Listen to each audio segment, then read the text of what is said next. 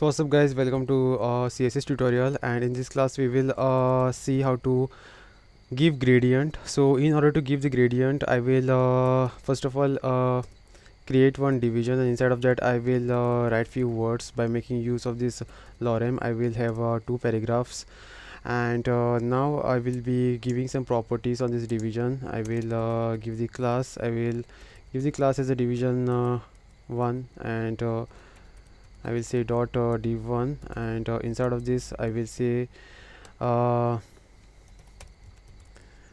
padding as 10 pixels. I want 10 pixels of the padding around my text. Then I'll give the width as 50%, and I will also give the height as 50%. It might be used, it might not be used. Let's see what output we are getting. This is my page, by the way. I will execute this. Okay, so this is the text what I'm getting. Okay, so now in this class we will be learning about the background gradient. I mean how to give linear gradient. So in order to give the linear gradient, we will be making use of this background image. Okay, so we'll make use of the background image property, and after that we will make use of the linear gradient. So when I'm making use of the linear gradient, it takes 3 parameters. Okay, so first it can even take 4 parameters, depends upon the condition. So in the first parameter I have to tell the starting color. Okay, so if suppose I am saying my starting color is yellow, and my ending color is green, and if I'm just saving this, coming over here and executing, let's see.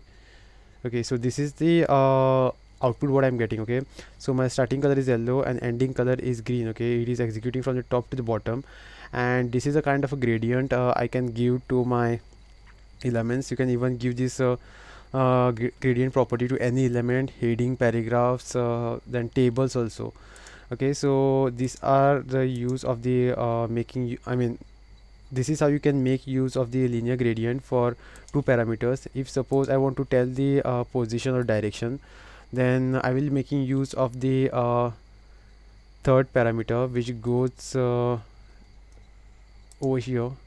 So first of all I will tell the direction. Okay, so I want this to go from right. Okay, so I will say to right, and after that I will give the color, and I will save this, come over here and refresh. Okay, so now it is going from the right, it is going towards the right from the left hand side. It is going towards the right, and if suppose I am saying to the bottom right, then it will be going towards the bottom right. Okay, so it should be going from this direction to this bottom right direction. Okay, so it is going from the top position to the bottom right position. Okay, so it is like going diagonally. So this is how you can specify the direction of your gradient, and this is one of the way. Now I'm commenting out this part, and now what I'll do is I will okay, so when I'm just putting this 2 backslashes, that means this code won't be getting executed. Now I will again make use of there is some issue over here, background.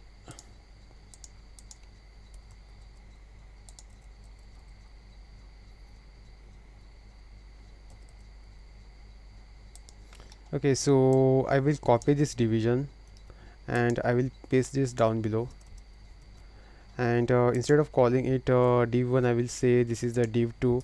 I will come over here, and I will now apply the properties on div2. I will copy this very same code. I will paste this inside of this, and I will remove all these values.